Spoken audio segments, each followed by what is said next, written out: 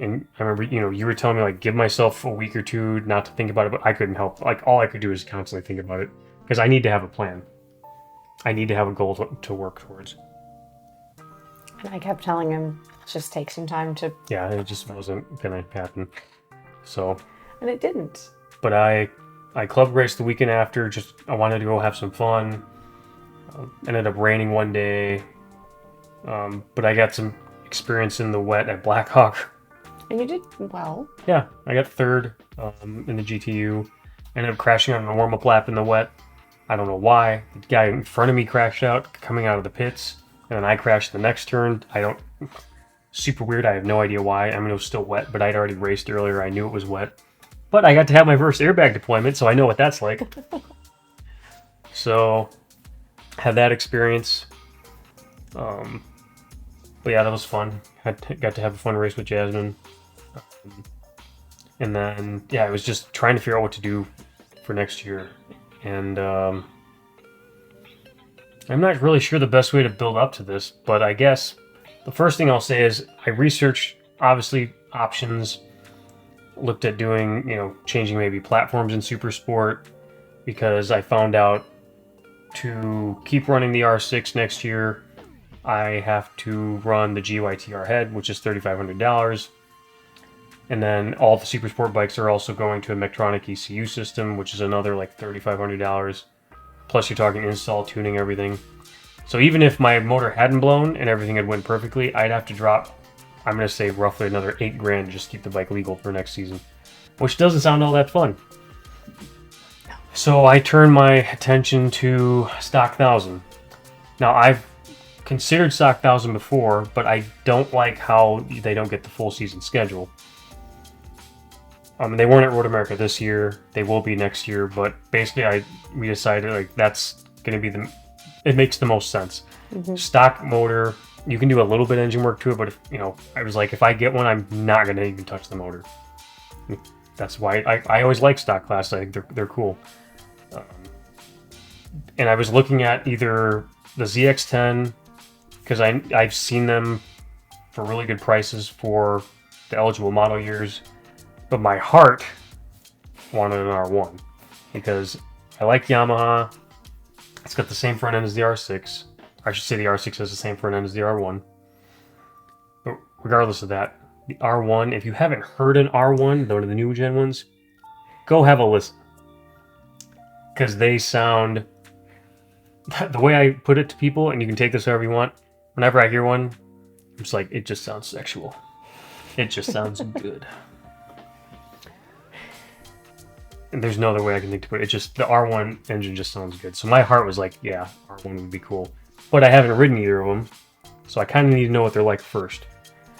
So, flash forward to, we're now in early July, and my friend Steve Pauls has a ZX10, and my other friend Brandon has an R1, and I talked to them both. They said they were cool with me taking them out for a session at MotoAmerica, because I was going to be control riding with MotoVid for a couple days, and you talked a lot with Jason and Jessica. Yep. About because I went and got the bike we used for MotoAmerica. I went and got retuned for pump gas because I didn't want to have to keep paying to use MGPR to run the bike because it's super expensive, especially for it to pump.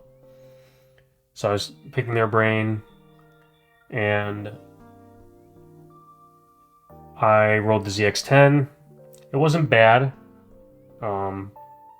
I definitely would need to do some things to make it more comfortable for me. And then Brandon let me ride his R1. And Brandon's like 6'5", so he's got a tank extender, so that was a little weird. But I got on the bike, and I kid you not, and I keep telling people this, it is uncanny how much that R1 felt like the R6. It felt just like my R6. So, in case you couldn't put two and two together, the R1 felt great. And it sounded great. But yeah, I felt at home on it right away. And it was even with the tank extender. I did have Brandon move his clip-ons before I rode the bike. I didn't mean to have him do that, but I just observed that it seemed like his bars were in a little bit. So I promise I didn't trick you, Brandon. Or did you? Jedi mind trick. But I really enjoyed it, so I knew that's what I wanted to do. So then I didn't want to put any more time on the R6 because I would sell off all my R6 stuff to get an R1, and I didn't want to risk sending, the R6 down the road. So that pretty much made my decision for me, and I happened to find one, and we I guess there's no big drum roll, but like I ended up picking up an R1. It was there was an Azure race run at Blackhawk a week or so after that track day, mid-July, and basically it ended up being I went down because I still wanted to support people. Brandon was getting his race license. I wanted to be there to help him for that, and I wanted to shoot photos because I knew there wasn't really going to be anybody there. At least I didn't know of anybody, and I hadn't shot photos in a bit, so I went down to do that. And then we left around lunchtime on Sunday, got back up home. My dad and I hopped in my truck, and we drove all night to Maryland, to Baltimore, picked up an R1, turned around, drove back. Yes, that was a haul. Yes, it was an experience. We got caught in a tornado warning in Indiana, and then flooding in Chicago, so that was fun. But I have an R1 now. I just did my first 2 days testing on it recently. And I know I should have set my expectations higher on it. But I'd never ridden one before, especially at Blackhawk. And, it's a whole new thing for me. Like, K-Tech suspension, obviously it's not set up for me. I did some tuning with it on that Saturday, and then TC was trackside, so I had them just kind of double check things, and they did a quick baseline for me on Sunday. But what I did put my fork stuff of the R6 on it because I wanted to keep the FKRs from Olin's, and then I'm putting an Olin shock in the rear because I like Olin's. Nothing against K-Tech. I've ran K-Tech before. I just prefer the Olin's myself. But things went well. I know, like you said, I know I should have set my goal higher. I ended up, like I told myself, well, if I just run 15s because I'm control riding, I'll be good with that. Did that on Saturday. Did the shootout for Czars. I ended up like low 14s, and I could tell I could have done more. Honestly, the biggest thing is just going to be learning all the electronics. That's really the biggest thing. It's not super far off chassis setup-wise for suspension and whatnot, but the electronics are going to take some getting used to. So I'm getting to the point now where I understand the need for data.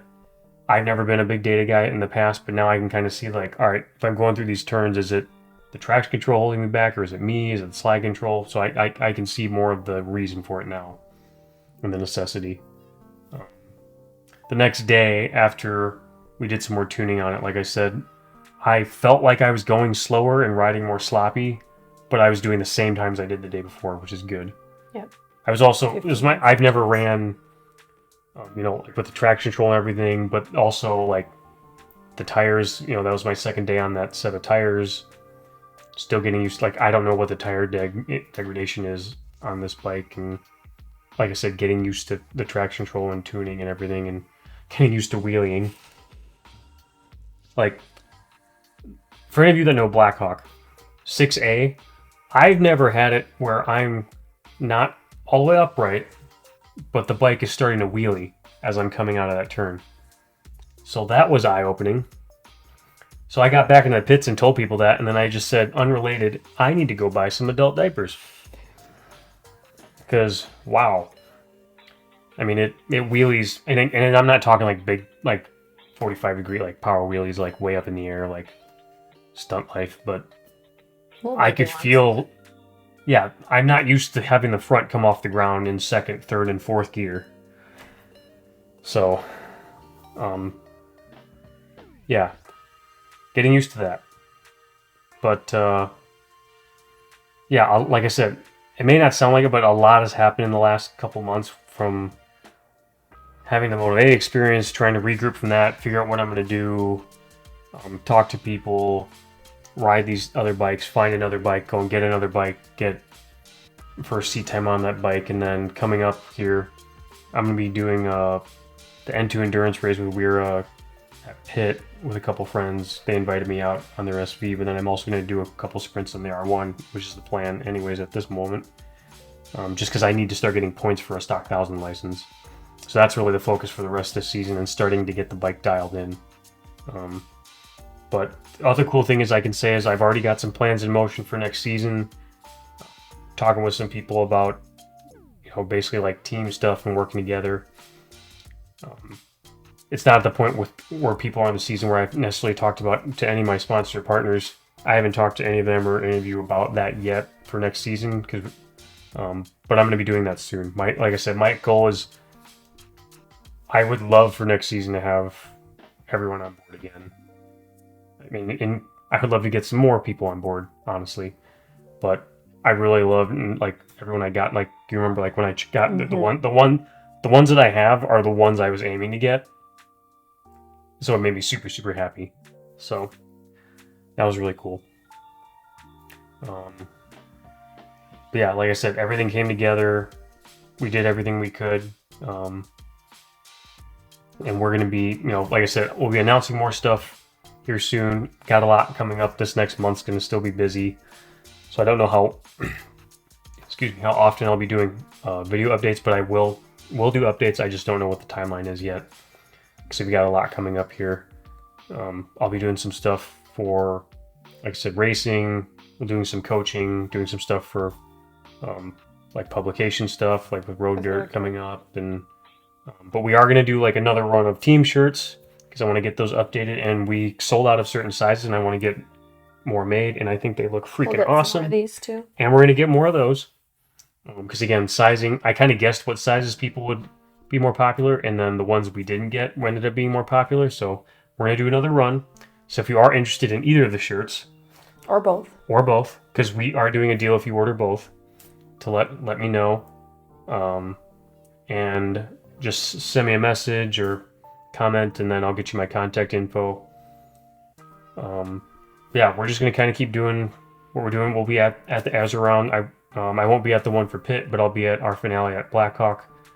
Because like I've had a couple different friends get their race license this year, and even like I had someone reach out to me that I hadn't met before, who's now a friend that was asking and interested in getting racing. Ethan, I'm talking about you. And it's been really cool to see him, and I feel very fortunate to have been part of that process, to play a small part in seeing you get your license, and then Brandon too. So I'm hoping we've got a couple other people, like a friend of mine, Richard. He has his race license, but he's going to be doing the last round too. So I'm excited for that. So I'm definitely going to be at the events. And yeah, we're looking forward to more. So again, I know this has been long. I appreciate you sticking with me through it. But like I said, I had a lot to unpack. I probably left out some stuff. But again, I'm just going to say thank you. I'm just going to list off, again, Superbike Supply, Eric, and then like Race, Ike, Andy. You guys were awesome. Schwags, I can't appreciate like what you guys did enough. Turn One, and then TSC, Jason Farrell, Jessica as well, everyone in the Midwest Paddock, and then ICAF Inc., Creekside Performance Center, Ledge Rock Distillery, Pizza Vino, Harry's Prohibition Bistro, Redline Moto for your tire warmers. Tire warmers were awesome. The new gen ones are great. Freaking love them. GB Racing, Scorpion Helmets, Forma Boots, Knockaround Sunglasses, TAC Performance, MotoVid, Vortex. All of you have been outstanding, and I really do appreciate everything. Road Dirt. Road Dirt, Rob, covering everything. With my story, I'm sorry we haven't had the fairy tale ending yet, but I know we will. I know we'll get there together. So if you are interested in still partnering up this year or talking about next year, please let me know. I'd really love to talk and do more, because we're going to be doing some stock 1000. We're going to be doing a few different rounds hopefully. So I'd really be interested to talk to you, and I appreciate you all for checking out the video, and we will be back for more soon. So thanks.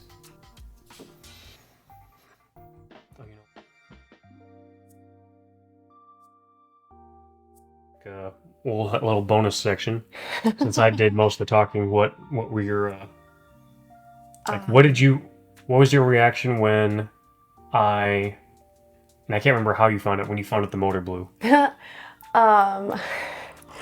So, for those of you who don't know, I'm a teacher. So, I had to work. There was no... This was on Tuesday. There was no getting out of school to do any of this, especially because this week that this is all taking place was also my last week of school.